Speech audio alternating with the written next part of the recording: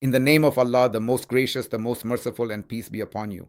April 9th, Thursday evening in Pakistan, day 131 of Asim Munir's de facto Form 47 military rule. Today is April 9th. Exactly 4 years ago, democracy was murdered in Pakistan. General Bajwa and his associates orchestrated a vote of no confidence against the Pakistani nation. Essentially, General Bajwa violated the constitution and committed treason against Pakistan. On one hand, foreign governments, especially the United States, were repeatedly told that Imran Khan's government was working against their interests in the region. They were warned that if this government continued, their regional interests would suffer severe damage, making it essential to topple it. Meanwhile, inside Pakistan, various political parties were being motivated. Backed by major businessmen and secret funds, a marketplace was set up at Sindh House where buying and selling happened openly to bring down Imran Khan's government. Many of those who cast the 174 votes for the no confidence motion are now outcast themselves, lamenting their actions. On the other hand, the role of the courts was just as shameful as General Bajwa's. Justice Bandial and many of his colleagues, including Justice Bandial himself, later tried to undo the knots they had tied with their own hands, but they failed miserably. Many of his associates later became victims of the same brutality into which they pushed Pakistan that day. If there are main architects of Pakistan's ruin, then if we name General Bajwa, we must also include those judges who delivered that disgraceful verdict on April 9th, plunging Pakistan into this deep darkness. You must also remember that when they decided to topple Imran Khan's government, he faced it bravely. He dissolved the assemblies beforehand and opted for elections himself, which is exactly what is done in democracies worldwide. If you ask someone to resign or want to remove them from a job and they resign voluntarily, that is how it's handled in any civilized country or organization. Imran Khan also dissolved the assemblies in a very civilized manner and decided to go back to the people for elections so that the truth could be revealed and whoever the people voted for could form the government. But because the goal wasn't for the Pakistani nation to elect which government they wanted to put in power. General Bajwa's goal was the same as what Pakistan's military generals have been doing for the past 78 or 79 years. While other countries have an army, our top generals have a country. Therefore, they have always sought to implement and impose their own decisions. And as I said, they even sold their narrative abroad that the then current government of Imran Khan was working against your interests and the market they set up within the country. You all saw that. There is a vast amount of information and details about that day. That day was perhaps a very unique day in my career as well, and the responsibilities Khan Sahib assigned to me that day were quite different from my usual duties. I also had a one on one meeting with him that day. Perhaps I was the first person. I mean, when the day began in the morning, I was likely the first person in the government or political system to meet him. And perhaps I was also the last person he met when I saw him off in the car and said goodbye, from where you all know he departed carrying a diary. This is the same day when many people, many prominent journalists, a dozen or even more, were also observing everything at the Prime Minister's house the entire time. This is perhaps one of those 2 or 3 events or days where by the end of the day, I would say it was the best performance of my career, best performance in a way that I fulfilled the responsibilities I was given that day, for which I later paid a price. There are many responsibilities among them that only I know or Khan Sahib knows. And for now, I will save those matters for another time. If I ever write a book or something, I will mention them there, but specifically when Imran Khan emerges from this crisis, when he comes out of jail. Because if I were to write down or share the details of everything that happened that day, the burden would certainly fall on Imran Khan. But I tell you, my general role that day wasn't that important. Obviously, I was with him 24 hours, which was an important role. But the responsibility he gave me that day, think of it like this. A person fielding far out on the boundary is told by the captain, "Now put on the gloves, today you are the wicket keeper." So my responsibilities that day were a bit different, away from the media, involving many other things. And whatever I performed through my capacity that day, General Bajwa was very angry, hurt, and regretful about many things because he felt that he was badly exposed that day for many reasons. Anyway, as I said, let's save many things for another time. Today, everyone knows the fate of General Bajwa. Today, he is inside his home. Some say he talks on the phone now, others say no. Some claim he has a pacemaker, others claim he can't recognize people. Whatever it is, the political or social hatred people have for him today has hardly been anyone else's lot. I think even Yahya Khan didn't receive as much as he has because of the way he handled the nation's dignity. And the trust of the nation was looted through their idle talk, their boasting, and their petty maneuvers to secure extensions. In that pursuit, they pushed the nation into a torment that people are still facing today. On that day, several speeches were delivered, which we will now present to you. I've shared the situation regarding the judges. We'll discuss them in detail another time. That day, I had to visit the Supreme Court, accompanied by many colleagues, while the court was making these decisions. We witnessed what the judges were doing and everything that was unfolding during those days. I mean that period of 8, 10, or 15 days. Regardless, I'll share those details with you some other time. But Shabazz, three speeches were made by Mr. Shahbaz Sharif when 174 people moved a vote of no confidence against the Prime Minister. At that time, he was the leader of the opposition and delivered a speech stating, "Now we will form the government, we won't arrest anyone, nor will we take political action against anyone." However, following that, you witnessed events that had never occurred in Pakistan's history. On that day, Bilawal Zardari also remarked, "Welcome to old Pakistan." People didn't realize that old Pakistan would impact them so severely. But when it actually happened, they found out. Then our Ali Muhammad Khan also delivered a truly excellent speech. Today, whether that speech resonates with anyone else or not, it applies to our own leadership, our own party, and all of us, let's include me as well, in such a way that although it was intended for someone else, today it feels as if we made that speech for ourselves. So listen to a snippet from each of these three. We will not take revenge on anyone. We will not commit injustice or excess against anyone. We will not send people to jail unnecessarily. We will not send innocent people to jail. April 10th, 2022. Welcome back to old Pakistan. They walk on tiptoe so that no one wakes up. This is the unique trait of those enslaved. For a nation that does not unite upon the truth, its ruler alone becomes its punishment. You heard it. Anyway, now that I've mentioned old Pakistan, take a look at this video of old Pakistan. This is Mariam Nawaz, perhaps just yesterday. We've been keeping an eye on her plane lately. It travels to Rawalpindi almost every other day. She has turned off her navigation or tracking system, but we still have ways to monitor her trips completely. One day, we'll present a detailed report to you about where these earrings came from. Who gave these earrings? I mean, where and when she takes the plane, where it stays on, and where it stays off. We'll present a detailed report one day. But just look at her protocol. She was leaving the assembly and going to her office right across, not very far, within 2 to 3 kilometers. In Lahore, these days, we need to save petrol. You know the situation today. In the name of austerity, they told the public that they shouldn't even send their children to school.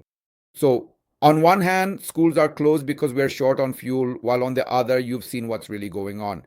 All I can say is, welcome to the old Pakistan. This is the old Pakistan Bilawal Zardari likely welcomed you to. Now, as I said, after April 9th, Imran Khan resigned immediately and left the assemblies. Maybe the same should have been done today. Since last June or July, I've been repeatedly saying that Pakistan Tehreek-e-Insaf should leave all assemblies except for KP. We've become part of a system that wants to keep Imran Khan locked up and oppressed. By staying, we're legitimizing and empowering this system to continue its cruelty against him. Salman Safdar just met him and said the problems with Imran Khan's eyes have worsened. He still has blurred vision and isn't getting proper medical care. He's again asked to see his own doctors. Today, Sohail Afridi held a press conference, sharing a message from Imran Khan to hold a massive rally in Khyber Pakhtunkhwa in 10 days. He also said that since they postponed the rally, the government should reciprocate by allowing meetings with Imran Khan to resume. Did you and open them up. Regardless, the Pakistan Tehreek-e-Insaf rank and file needs to reflect. We constantly use Imran Khan as a shield. Remember when Barrister Gohar took a phone into his cell before November 26th asking him to record a message to stop the protest convoy? We always put the burden on his shoulders. This time too, they say he advised against the rally from inside. Clearly based on the information he was given, he said it. It's his nobility that he still thinks of the broader national interest. But what about those outside? What interest are they serving? Their only goal is to keep Imran Khan locked up, to continue this oppression, and God forbid, they're just waiting for a major tragedy. Moving on, Sherry Rehman has made a new statement, opening a new can of worms. She claimed that in this whole ceasefire, Asif Ali Zardari played a major role behind the scenes. Sherry Rehman asked why their Baba should be left behind, saying he worked hard on this too. This is exactly like when Muslim League Noon, after Nawaz Sharif was sidelined during a clash with India, claimed that the entire war plan, you might think this is a joke, but no. The Noon League actually said that the whole war strategy was Nawaz Sharif was the one making them while sitting there. Now, I was surprised that if Zardari Sahab was launched, Sherry Rehman Sahiba said include our elder too, because his name wasn't appearing anywhere. She said he also did a lot of work behind the scenes. So I thought Nawaz Sharif Sahab isn't being brought into the picture, nor is his daughter. So today, a vlog was done by Absar Alam, in which he gave full details that Nawaz Sharif Sahab has very close relations with the Iranian president. And using those relations, when Iran said, we won't come, we won't send our delegation, then it was Nawaz Sharif Sahab who spoke to the Iranian president twice, and then the matter was resolved. So if the People's Party is bringing their elder into it, then the Noon League is also bringing their elder. They said our elder has also done a lot. Now these two elders have been left out, and both the elders and the ladies, they are now trying to launch them again. Now let's see how Maryam Sahiba's entry is made into this, how she facilitated all this, because she won't stay behind either. Expect that within a day or two, she will also give some statement. Something will come from her side too, saying that I also played my role in this. Anyway, that's that. Now, Absar Alam Sahab spun a long tale that he came to Lahore and they had a prior friendship. Actually, the Iranians, all our Iranian brothers and friends, they call Allama Iqbal Lahori. Keep this in mind. If you mention the name Allama Iqbal to Iranians, they won't understand. But if you call him Iqbal Lahori, they will understand. They call Allama Iqbal Lahori. Because he wrote a lot of poetry in Persian, they like him very much. He had come to visit his shrine, so Nawaz Sharif Sahab clung to him just like he did with Lukashenko, as if he were his aunt's son. He went like that with both hands.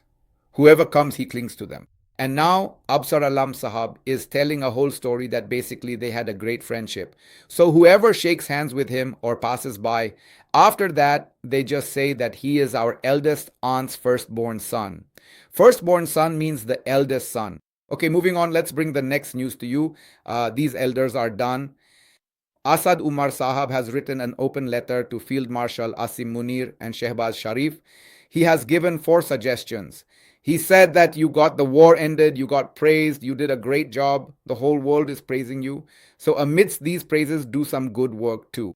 Think about the atmosphere of hatred and oppression you've created inside Pakistan and stop it.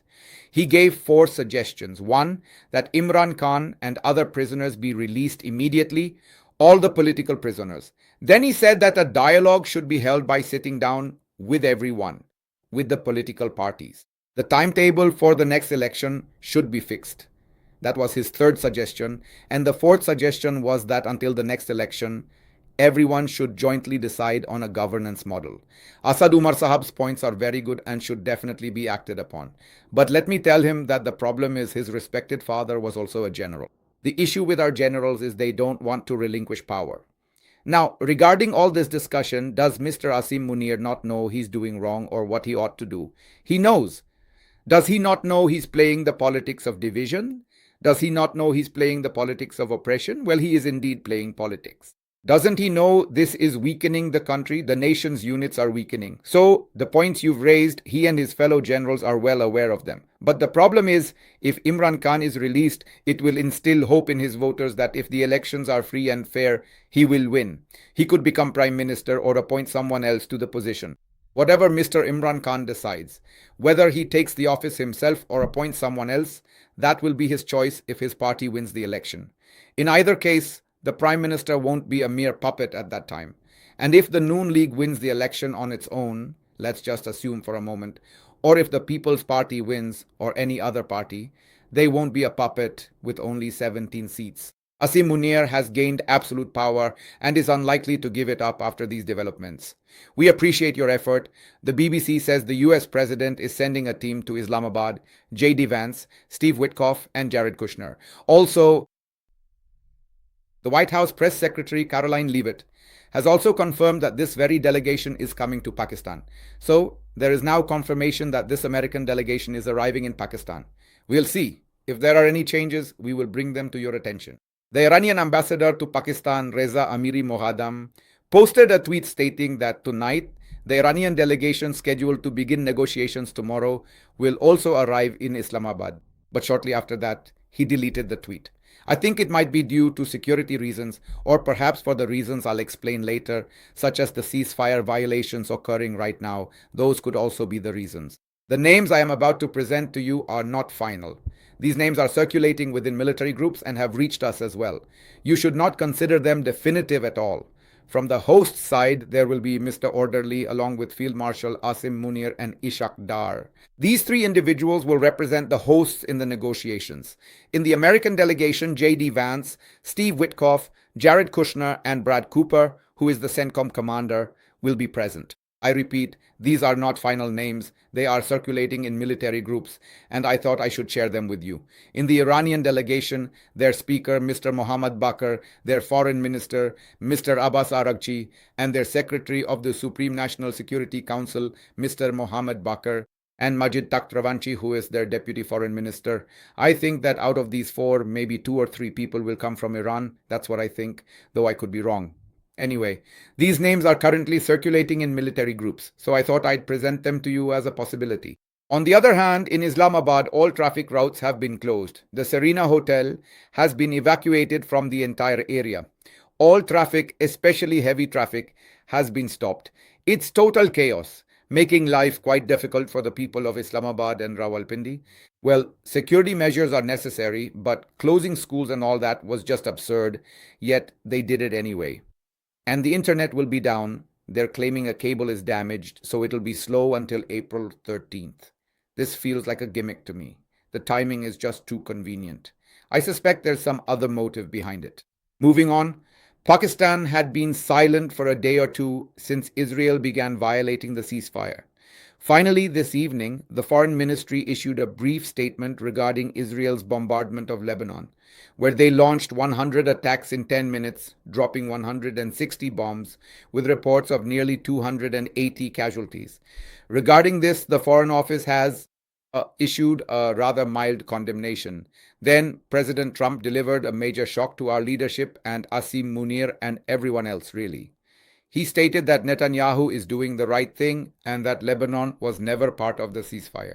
J.D. Vance had already made similar remarks earlier. He said this during an interview on PBS NewsHour, where he told PBS that Lebanon was not included as part of the ceasefire because it involves the group Hezbollah. And despite Shehbaz Sharif's tweet, which even the New York Times is now covering, they've cited their own sources for this. I'll explain later where that whole narrative originated and whether that draft was actually circulating in the White House.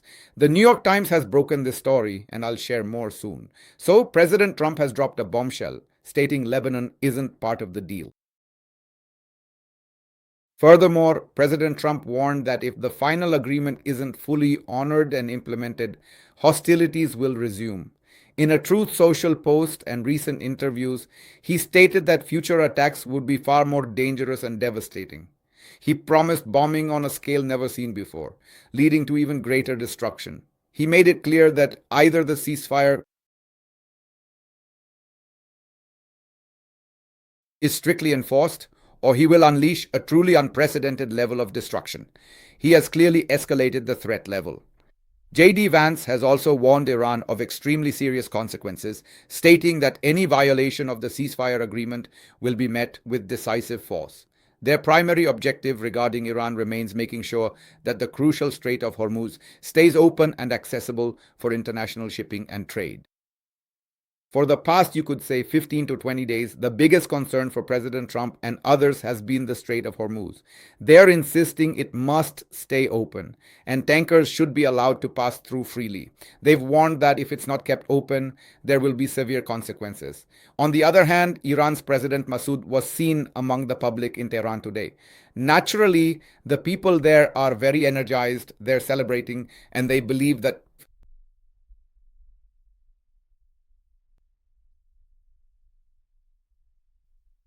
they have won the war. That's the mood of the people there. So President Massoud was seen walking openly among the crowds. He also issued a statement saying that the ongoing bombing in Lebanon is a blatant violation of the ceasefire agreement and a form of deception. He stated that this is a direct breach of our potential agreement and it doesn't seem like things will go smoothly if this continues because our hands will also remain on the trigger. We will also keep firing and these matters will only lead toward escalation. Things won't de-escalate. This is the statement President Massoud released today.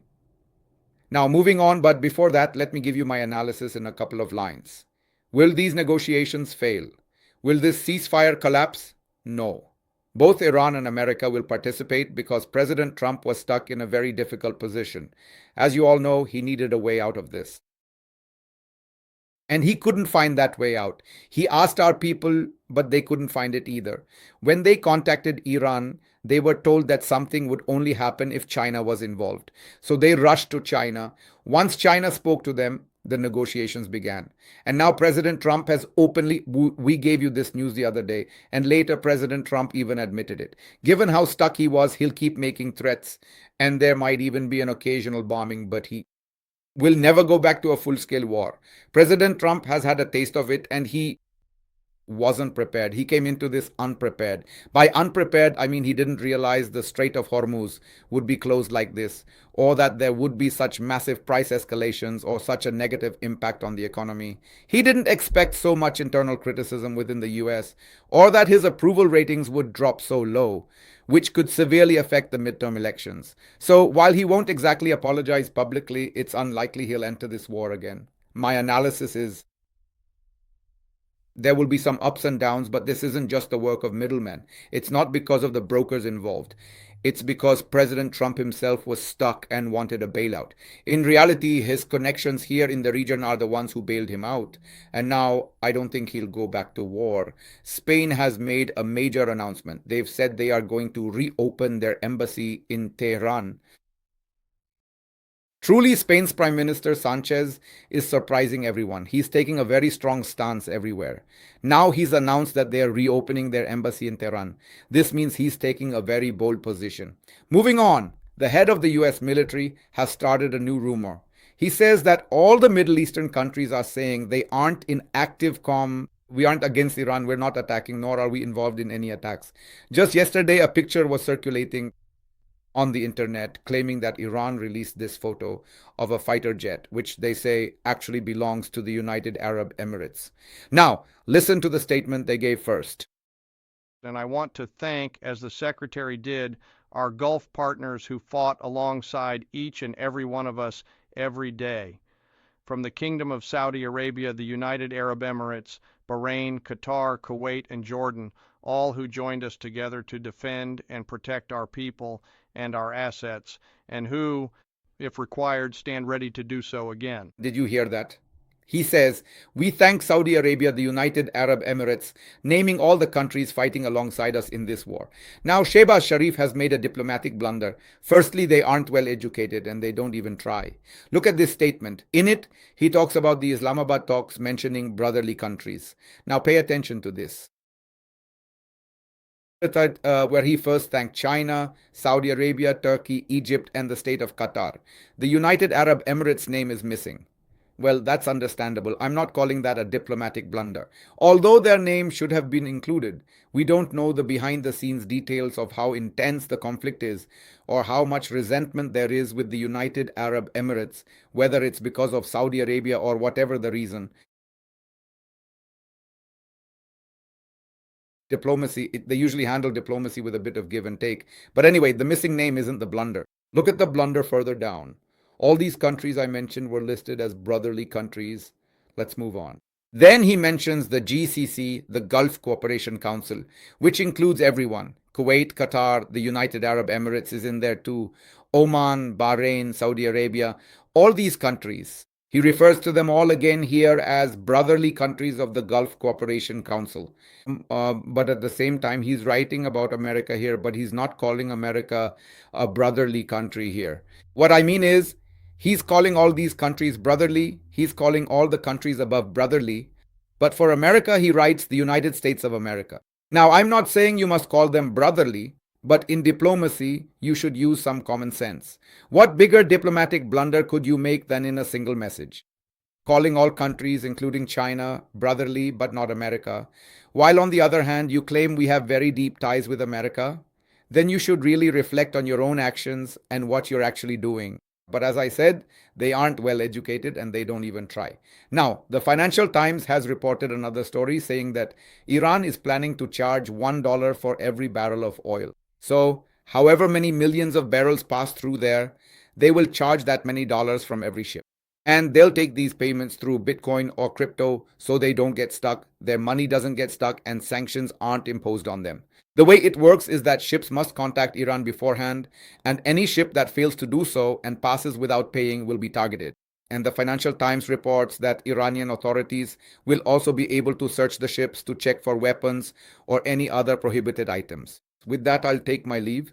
May God be your protector and helper. Long live Pakistan.